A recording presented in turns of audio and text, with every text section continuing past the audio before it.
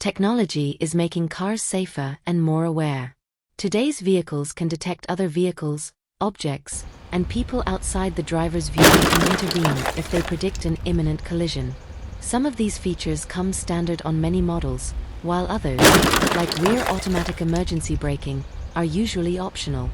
That's too bad, according to Insurance Institute for Highway Safety President David Harkey, because its research shows that technology that intervenes for the driver is more effective in preventing crashes than other types of solutions. The institute recently put 8 small SUVs through its rear crash prevention evaluation. 7 performed quite well. The Ford Escape, Honda CR-V, Mitsubishi Outlander, and Subaru Forester earned the highest rating possible, superior. The Mazda CX-5, Toyota RAV4, and Volkswagen Taos earned advanced ratings. The Hyundai Tucson earned a basic rating, the lowest one possible. The systems are designed to prevent a common type of accident that can get quite costly for owners.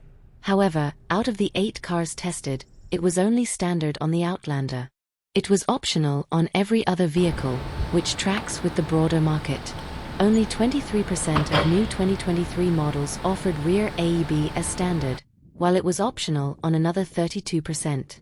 According to the IIHS-affiliated Highway Loss Data Institute, cars equipped with rear AEB saw claims for damage to other vehicles fall by 29%, and claims for damage to policyholder vehicles drop by 9%.